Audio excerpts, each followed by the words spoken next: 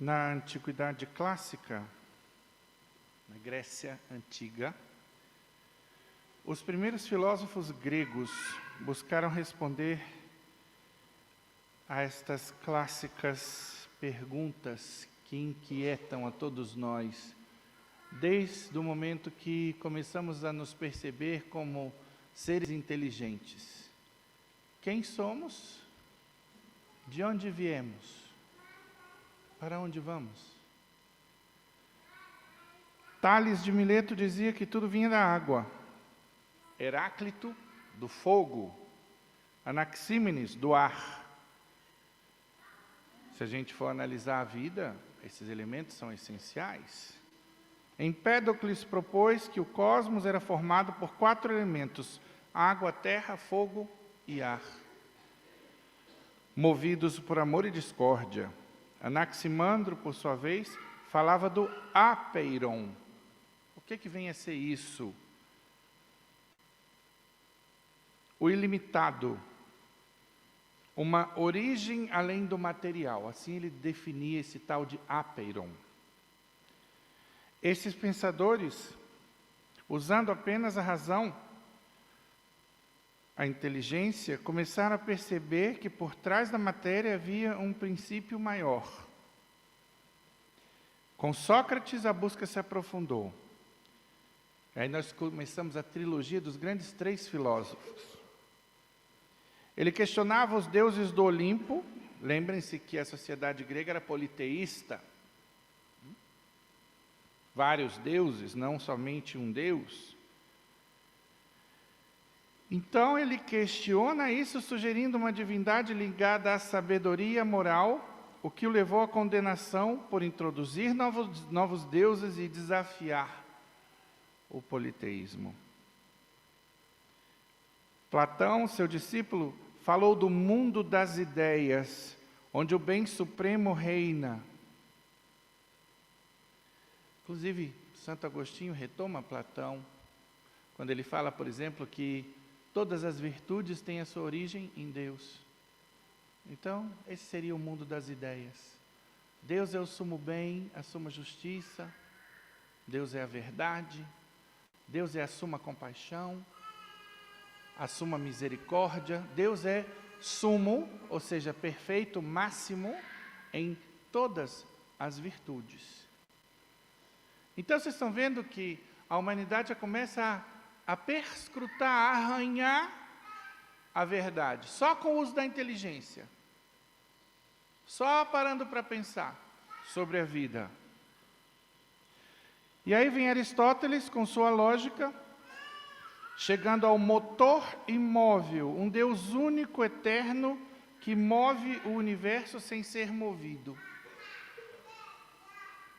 Porque vida é movimento, então motor é quem dá movimento, é um movedor.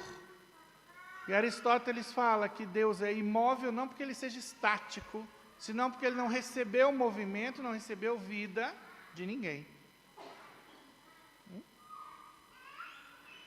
Agora, cuidado que eles não chegam a essa ideia de um Deus pessoal. Tá? Estamos falando aqui da busca da origem da vida.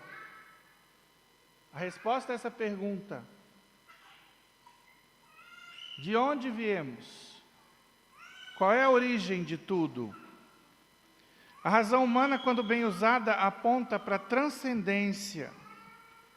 O que é transcender? É sair dessa vida, dessa realidade material. É ir além, ir para o mundo espiritual. Como disse Santo Agostinho, nosso coração está inquieto enquanto não repousar em Deus. Até a psicologia moderna reforça isso. Tem um psicólogo chamado Carl Gustav Jung, austríaco, um dos maiores estudiosos da mente humana, que mostrou que a psique, em todas as culturas, cria símbolos como mandalas ou figuras divinas que expressam a busca por um sentido maior. Você sabe o que é uma mandala? É um objeto redondo, cheio de símbolos, que em algumas culturas representam essa transcendência. As pessoas costumam se energizar, os esotéricos, nas mandalas, né? Colocam chakras das mãos ali. Então, acredita-se que há um contato com o divino através das mandalas. Então, vejam que Jung já fala disso. Ele chamava isso de self, um arquétipo que representa a totalidade da pessoa e que em seus estudos aparecia como uma imagem de Deus. Por exemplo, Jung observou, olha que interessante esse dado, que até pessoas sem formação religiosa sonhavam com símbolos sagrados, como se a alma humana estivesse naturalmente voltada para o transcendente. As pessoas sonhavam com mandalas, cruzes, enfim. Todo um conjunto de imagens que seriam sagradas. Então, isso mostra que a busca por Deus está gravada na nossa essência, na nossa natureza. A ciência também aponta para Deus. Vamos lá? Francis Collins, pai do projeto Genoma, quem se lembra dele?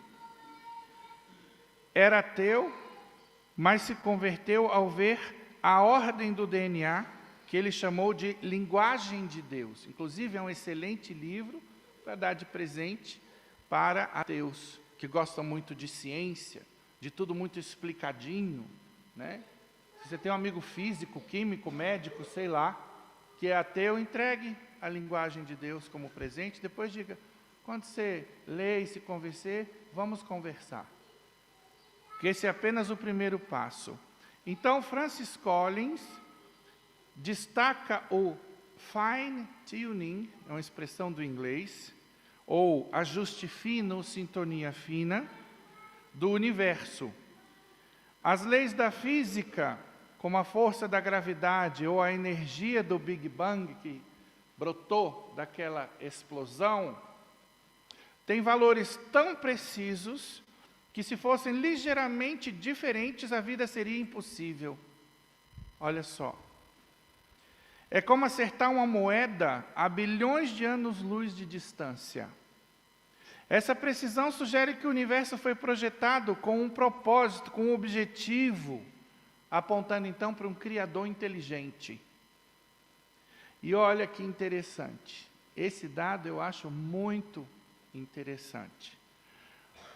Os cientistas que se convertem do ateísmo se convertem para o cristianismo. A maioria dos grandes, de que eu tenho ciência, eles não se convertem para o espiritismo, para o islamismo, para o budismo, para as outras religiões. Até porque o budismo é ateu, não tem um Deus pessoal. Tá? Se convertem ou para o catolicismo ou para o protestantismo. É para Cristo Jesus. Além de Collins, vamos ter aí como grandes convertidos cientistas Alan Sandage, astrônomo que mediu a expansão do universo e abraçou o cristianismo ao ver a ordem cósmica como sinal de um propósito divino. Alexis Carrel foi prêmio Nobel de Medicina. Ele foi desafiar Deus, sabe onde? Em Lourdes. Ele tinha uma menina morrendo nos braços. E aí olhou para Nossa Senhora e disse, se isso aqui não é um circo, não é uma palhaçada, se realmente Deus existe, vocês existem, cura essa garota aqui que eu vou crer. Nossa Senhora curou e ele se converteu. Passou a ser, inclusive, um dos cientistas a assinar atas de cura lá em Lourdes. Temos também Christian Amundsen, Nobel de Química, que encontrou no cristianismo respostas para a beleza do mundo vivo. Charles Townes, Nobel de Física pelo laser, viu na ciência a necessidade de um Deus para explicar o porquê da existência. John Polkinghorne, físico e sacerdote anglicano, defendeu que a ciência revela uma inteligência superior. Alistair McGrath, bioquímico e teólogo, rejeitou o ateísmo ao perceber que a ciência e a fé apontam para o mesmo Criador. Esses cientistas mostram que a razão, quando aberta, conduz ao Deus da verdade.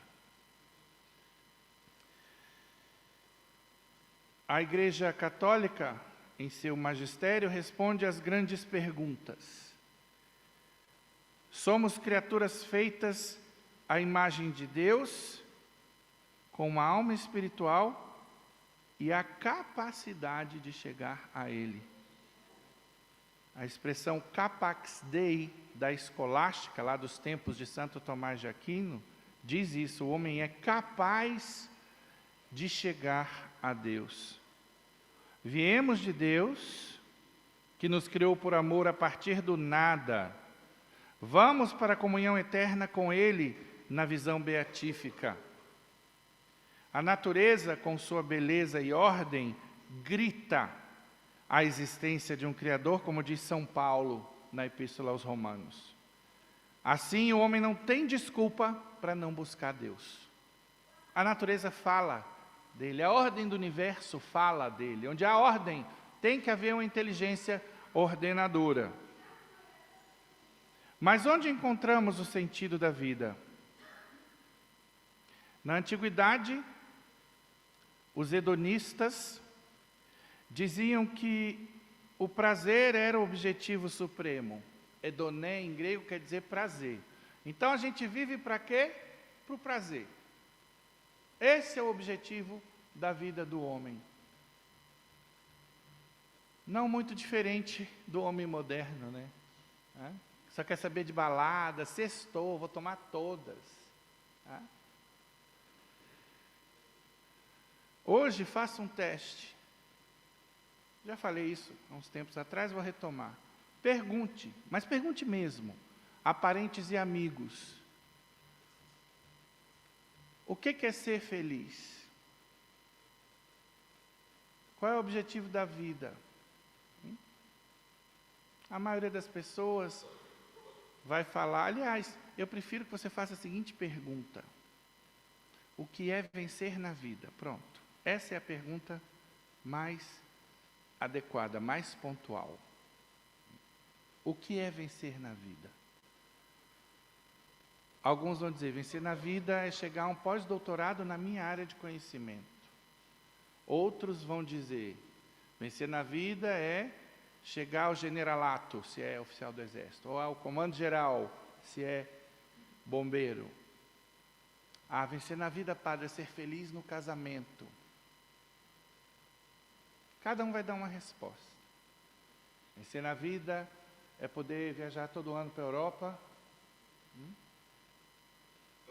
sem cartões de crédito cancelados, de primeira classe, de preferência. Cada um vai dar uma resposta. São respostas hedonistas, seja relacionadas ao prazer, respostas materialistas, mas dificilmente alguém vai dizer, vencer na vida é vencer a vida. Vencer na vida é ser santo, é constituir uma família de bem. Quantos pais não estão preocupados em deixar um legado material para os filhos? Uma casa para cada filho, um carro para cada filho, casar as filhas com casamento de rainha. E aí, pai, se você não ensinou virtude à sua filha, se sua filha dormia com o namorado, você perdeu. Isso não é vencer na vida. Pelo contrário, você vai responder, pai, você vai responder, mãe, por não ter ensinado a seu filho, a sua filha, o caminho do céu. Não ter levado seus filhos à igreja. Não ter ajudado seus filhos a construírem virtudes. A ficar o tempo inteiro entregando telinhas para seus filhos. Não ensinar comportamento dentro da igreja. Colocar Deus em primeiro lugar, viver o primeiro mandamento. Vamos abrir os olhos, tem muita gente no mundo da lua. Lembrem-se, Nossa Senhora, em Fátima, mostrou o céu, o inferno e o purgatório para as 3 crianças, Jacinta, Francisco e Lúcia. Enquanto durou a visão do céu, não viram entrar ninguém. Mas, quando Nossa Senhora mostrou o inferno, eles viram as almas caírem como chuva no inferno. Porque a porta do céu é estreita. Não é para qualquer um. Não basta só não matar e não roubar. Tem muito mais no pacote. Então, os hedonistas falavam do prazer, mas o prazer é passageiro, incapaz de preencher o vazio da alma. Os estoicos, como Sêneca, propunham a virtude como caminho, mas mesmo a virtude sem um fim último não explica por que viver. Então, ser virtuoso no final para quê? Sobretudo se virtude requer tanto esforço, tanto sacrifício. Raciocina comigo. Para que eu vou me esforçar por ser bonitinho, certinho, uma pessoa ponderada, temperante, se depois dessa vida eu estou dormindo sem sonhar? Raciocina comigo. Se Deus não existe, a alma não é imortal, o suicídio é solução para todas as pessoas com problemas psiquiátricos. Vive com pânico, vamos acabar com isso, pei, chega. Depressão, não, está uma droga a vida, pei, acabou.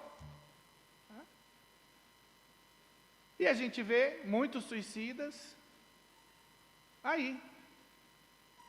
Uma vez, eu estive num grupamento nosso, de busca e salvamento, o BUC. E aí, estava muito quente, naquela tarde, o bombeiro falou comigo: padre, vamos dar uma refrescada ali, na ponte JK, eu quero levar o senhor ao ponto de onde pulam os suicidas. Aí beleza, bora lá. Aí no caminho, esse bombeiro, muito católico, virou-se para mim e disse: eu tenho procurado, padre, entrevistar os sobreviventes de suicídio, de maneira muito delicada. E eu tenho um dado que eu acho que vai lhe interessar. Eu falei: pois não, diga. Ele disse: todos os sobreviventes ou eram ateus, ou agnóstico. Sabe quem é o agnóstico? Aquele que não tem coragem de dizer eu sou ateu. Aí ele fala: não, tem um Deus aí, uma energia, mas ele é impossível de ser conhecido. Ou então a posição deísta: não, ele tem coisas mais importantes com que se preocupar, que o nosso mundinho aqui. Então, para que acreditar num Deus que não se revela, que não se comunica comigo, que não se interessa por mim? Isso é matar Deus. Então, assuma, agnóstico, que você é ateu. Não tenha vergonha de dizer eu sou ateu.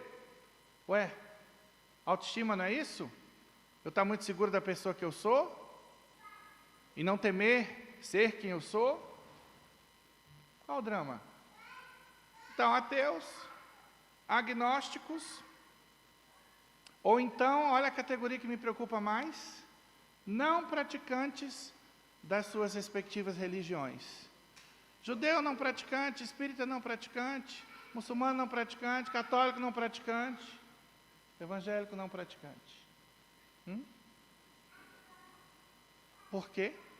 É uma forma de ateísmo. Não adianta crer em Deus, ter um rótulo, simplesmente. Isso não vai levar ninguém para o céu.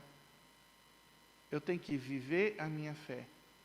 E detalhe, de acordo com os ditames da minha consciência, porque aquela pessoa que migra de uma religião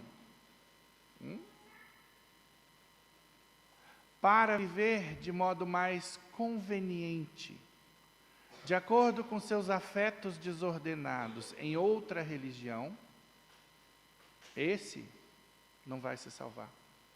Porque Deus lá no fundo sabe que ele estava convencido, por exemplo, de que o catolicismo era o caminho, E ele foi para o protestantismo, para o espiritismo, para outra religião por causa de pecado. Eu conheci um padre católico que, doido para casar, de repente virou ortodoxo. Na igreja ortodoxa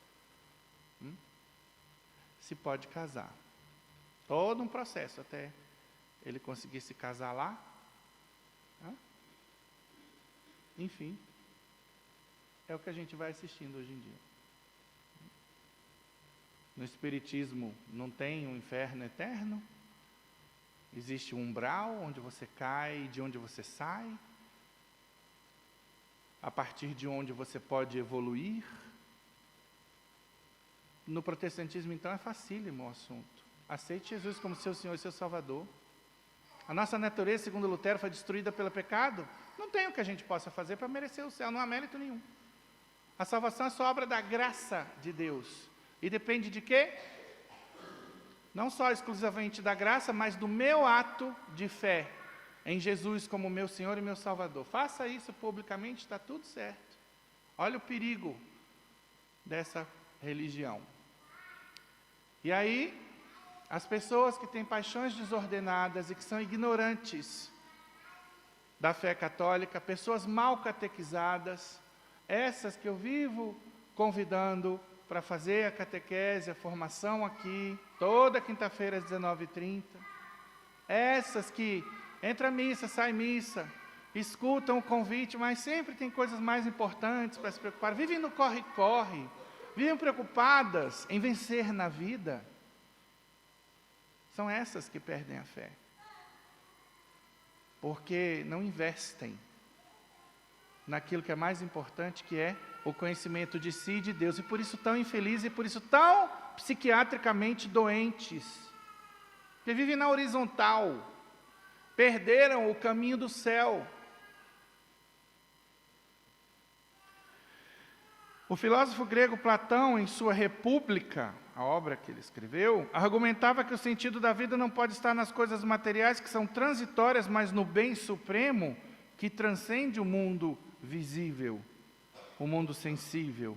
Aristóteles, com seu motor imóvel, como eu já expliquei, reforçou essa ideia apontando para um princípio eterno que os teólogos cristãos identificam como Deus.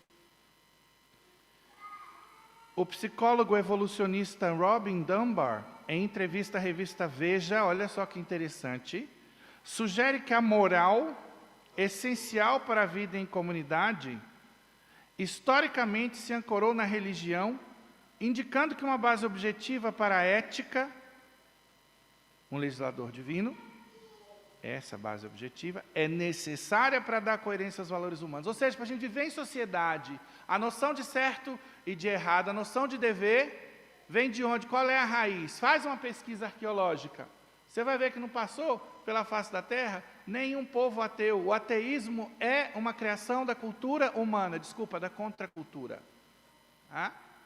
Porque não é natural ao homem. Desde que o mundo é mundo, o homem bate tambor para Tupã, diviniza as forças da natureza, pega lá os africanos. Ele tem uma noção de que tem alguém acima de mim, um ser superior. Na hora do desespero, ele procura esse ser. E o homem moderno nega Deus. Pois bem,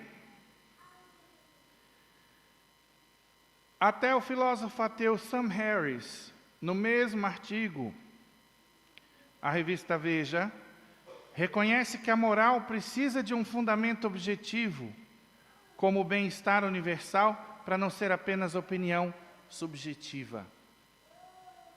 Embora Harris busque esse fundamento na ciência, ele é ateu, lembremos-nos disso, sua busca por valores objetivos ecoa a necessidade de um princípio transcendente, que a fé cristã identifica como Deus, o legislador do bem.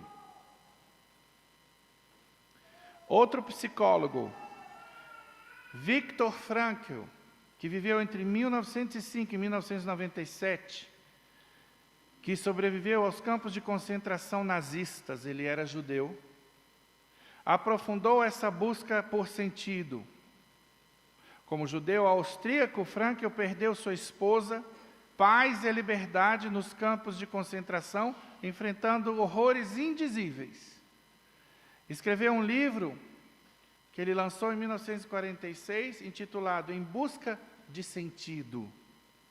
Ele relata que o que o manteve vivo foi encontrar um propósito, o desejo de sobreviver para reencontrar sua família e compartilhar sua existência. Então, o homem precisa de um sentido para a sua vida.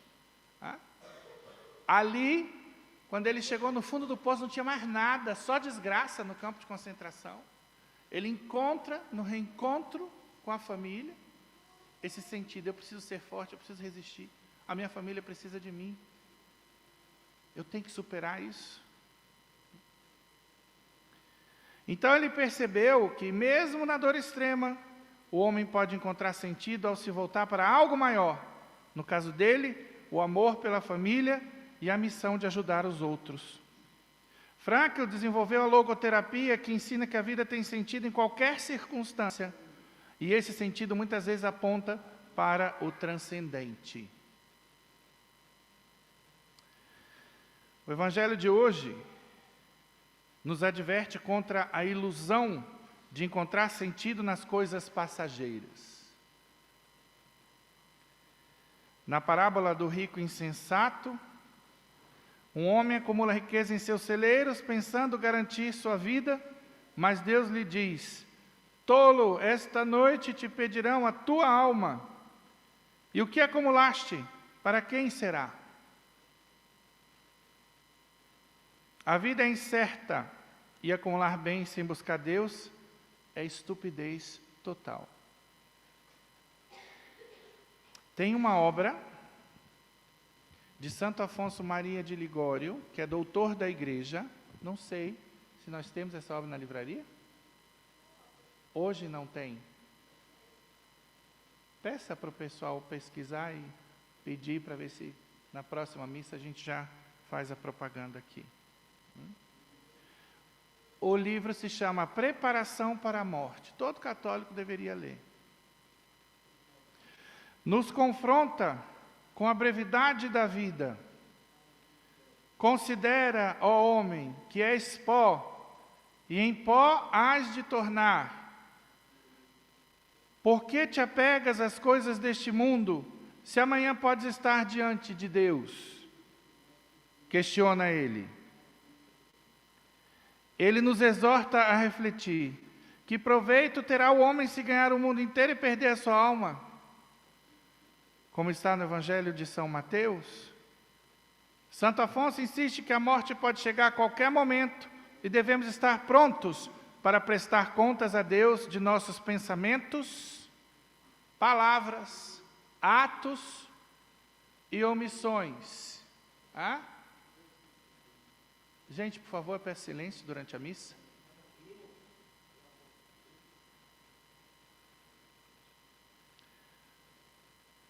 No início da Santa Missa, nós batemos no peito e pedimos perdão pelos pecados, por pensamentos. Sabe por que é importante a gente prestar atenção nos nossos pensamentos? Porque os pensamentos estão por trás das emoções. E quantas ações não são determinadas pelas emoções? Não deveria ser assim. Nós temos que colocar as emoções sob o tacão da razão. A vontade humana tem que aderir ao bem que a inteligência lhe mostrar. A inteligência tem que ser alimentada pela verdade. Aliás, o único alimento para a inteligência humana é a verdade. Assim como a vontade deve tender para o bem. E só no bem a vontade humana vai repousar. E assim seremos felizes e assim teremos paz interior. E por isso Santo Agostinho suspira: meu coração está inquieto, Senhor, até repousar em Ti. Porque o Salmo diz isso: minha alma tem sede de Deus. Aquilo ali não é uma simples oração de Davi. Esse salmo é uma declaração dessa necessidade de Deus com a qual todos nós viemos ao mundo. O ser humano nunca vai ser feliz enquanto ele não se encontrar com Deus. Porque a felicidade dos bens materiais, dos prazeres, é passageira. Vejam que o que segurou Victor Frankl no campo de concentração foi o quê? O sentido que ele teve que encontrar para não querer morrer, para não querer se suicidar. Então, pensamentos são muito importantes. E por isso, para que nós possamos ter bons pensamentos, nós precisamos de boas leituras, de boas músicas, de bons programas de televisão. Agora, o que a juventude assiste?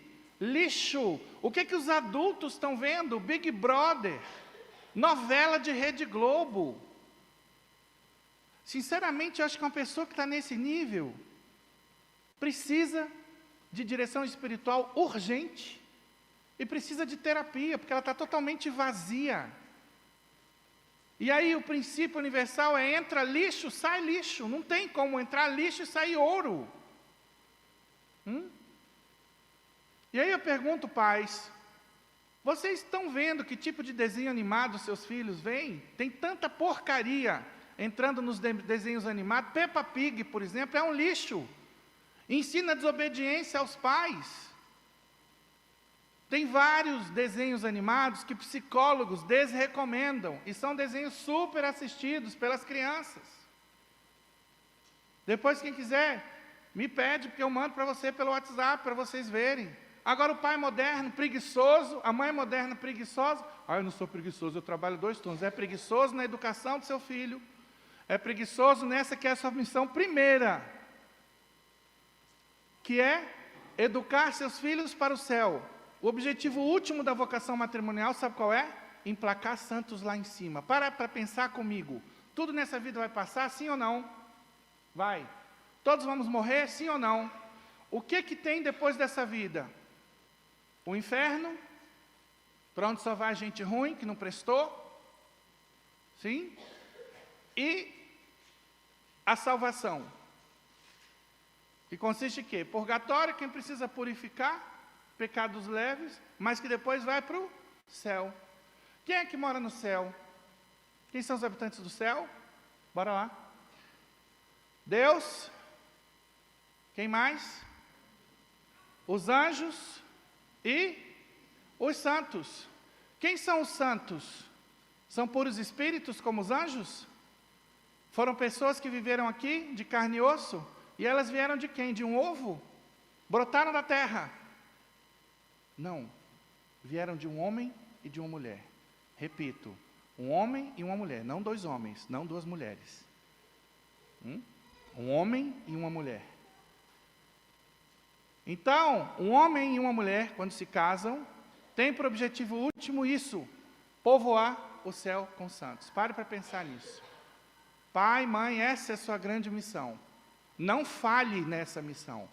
Muitos pais estão preocupados com escola bilíngue, passar no vestibular, 1001 coisa, ginástica olímpica, desenvolver 7 inteligências de acordo com Gardner.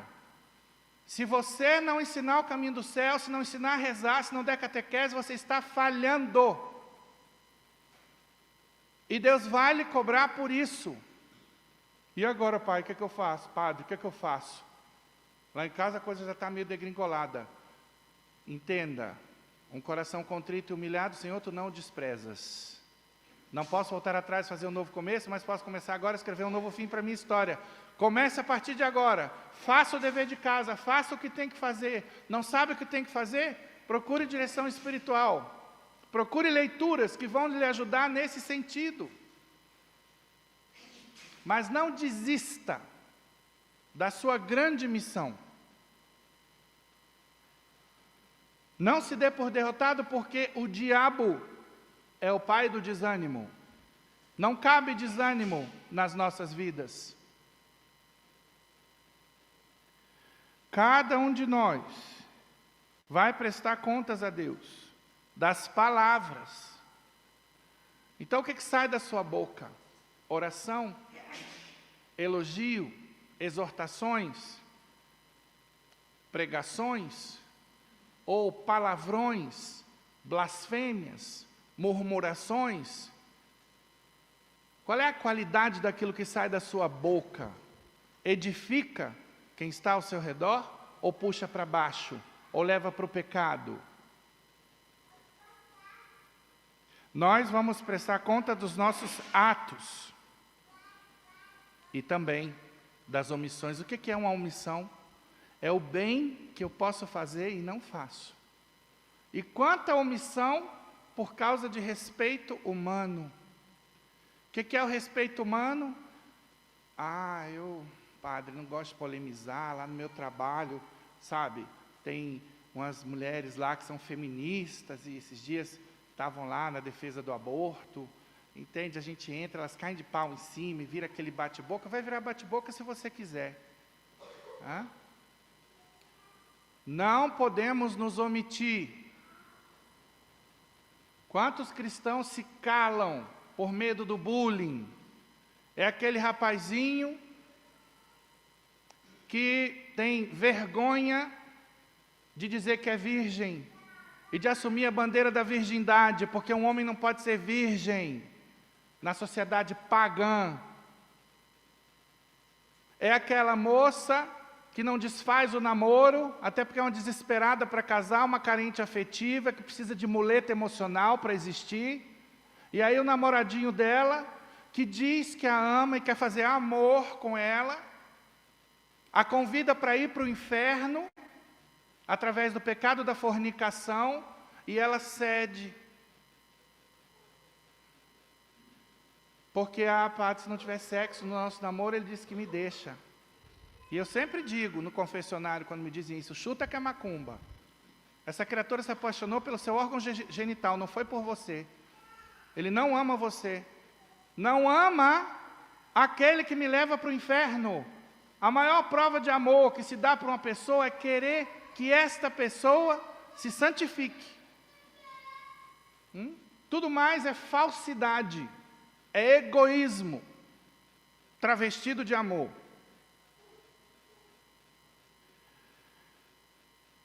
Então, cada um de nós, segundo a nossa vocação, pai, mãe, padre, freira, bombeiro, médico, prestará conta dos talentos que Deus confiou. Então, como você está usando os talentos que Deus lhe confiou no exercício da sua profissão?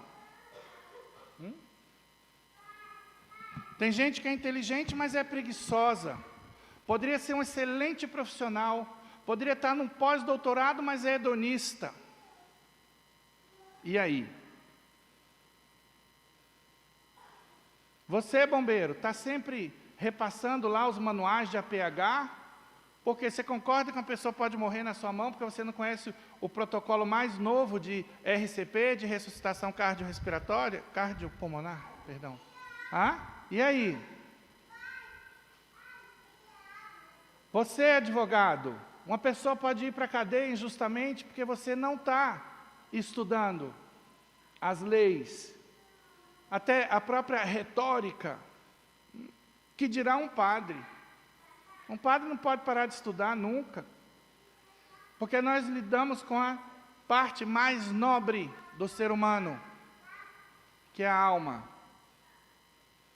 Então aí eu pergunto, como você está usando os talentos que Deus lhe deu? Os seus talentos estão a serviço só do seu prazer, ou da sua grana para enriquecer? Quanto do seu tempo, quanto dos seus talentos está a serviço do reino, na igreja? Devolvendo aquilo que você recebe, que é bom chegar na igreja e ter toda uma estrutura, né? E tem gente que vai passar a vida inteira e não vai ser dizimista, vai passar a vida inteira e não vai colaborar nunca numa pastoral, achando que está a caminho do céu, porque vai à missa aos domingos. Não vai. Lembre-se, a porta do céu é estreita. Hoje as pessoas fazem um exame de consciência só para saber, pequei, não pequei, pequei, não pequei. Tem muito mais no exame de consciência. E as virtudes? Estamos construindo virtudes? Como estamos usando o tempo? Santa Teresinha do Menino Jesus já chamava atenção para uma definição de tempo que para mim é a mais sábia. Tempo é tudo o que nós temos para ganhar o céu.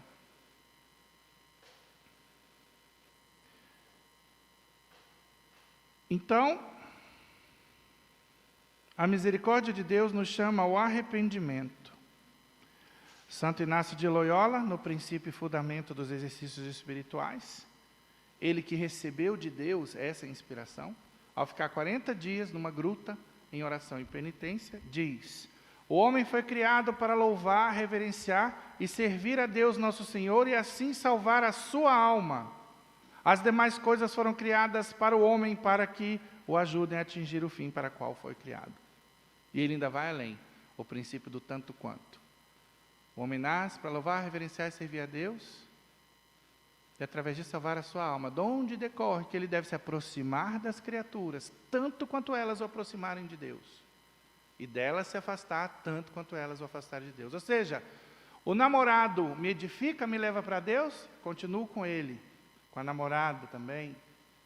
Me afasta de Deus, eu descarto. Um bem material, a busca desse bem me aproxima, eu mantenho, continuo nessa busca. Me afasta.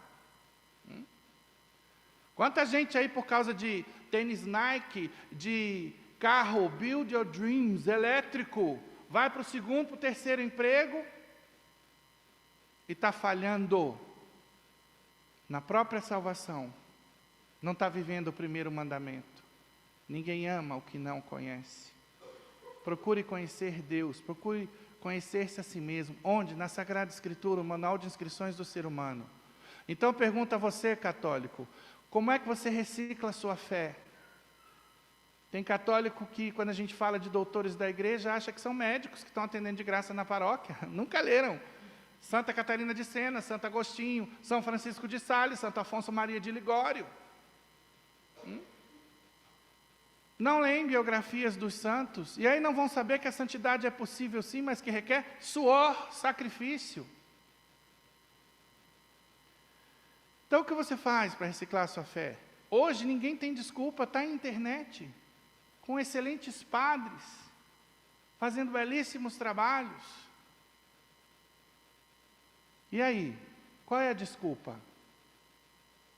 Cada hora é uma desculpa, né? Não, é porque agora a gente vai ter o primeiro filho. Não, mas agora eu entrei para o mestrado. Padre, eu decidi emendar com o doutorado, porque senão depois, né? Não, mas agora tenho pós-doutorado, porque assim eu consigo melhorar na minha carreira. Nada contra mestrado, doutorado. Menino tem que ter. Enche o mundo de gente boa. Agora, nada pode ser desculpa para não rezar, para não ir à igreja, para não se instruir. Porque, cuidado, antes do seu doutorado, a morte pode chegar. Pode chegar antes do seu segundo filho. Pode chegar antes que você chegue em casa hoje. Quem tem 1 minuto de vida garantido, me diga. Quantos amigos você não já perdeu dormindo? Ou então, poxa, ele dirigia tão bem, morreu num acidente de carro. Pois é, veio um carro desgovernado. Quem está isento de um carro desgovernado? Imagina a cena, você está no eixão, pleno meio-dia, tem um cara que está bêbado e você não sabe, ele sai da pista aqui, de repente, quando você vê ele está em cima de você, isso pode acontecer ou não, ou eu estou doido, e aí? Então não deixe o negócio da sua salvação para amanhã, hoje é tudo que nós temos. Quanto tempo você não se confessa? Tem católico que está na leseira, tem 3 anos que se confessa, tem 4, tem católico que descobre que não é crismado porque agora vai ter que batizar uma criança, e aí a igreja exige, ainda fica com raiva da igreja, acha que a igreja é burocrática, exige a crisma. Cara, sem noção. Eu chego para um pai desse e falo, corta esse padrinho, ele é sem noção, você está chamando uma pessoa sem noção para uma grave missão, porque apadrinhamento é missão. É garantir que o afilhado chegue a Deus, se o padrinho não está nem aí para a própria caminhada. Como é que vai ajudar um afilhado que está totalmente descredenciado? O dia que esse pai e essa mãe perderem a fé, será que esse padrinho sem noção vai levar o menino para a igreja, fazer esforço? Não vai. Mas o critério hoje é a afinidade. Está assim de católico sem noção. O Papa Leão XIV está fazendo nesse sentido um excelente trabalho, porque ele está batendo, graças a Deus. Porque hoje, no mundo do politicamente correto, no mundo da geração floco de neve, de pessoas totalmente melindradas por tudo, gente, não me toque, ai, que horror, não, esse padre eu não gosto do discurso dele. Aí vão escutar quem? Esses que afagam o ego, esses que adoçam a boca, e estão levando para o inferno, onde hão de se encontrar com essas pessoas. Porque é grave o nosso dever, de anunciar a verdade e denunciar o erro. Aqui no púlpito tem espaço para todo tipo de homilia. Homilia exortativa, homilia mais espiritual, mais mística. Nós temos que passear por todas. E por isso é tão rica e bela a liturgia da igreja, porque a cada momento nos convida a um tipo de meditação, todas igualmente importantes para a vida.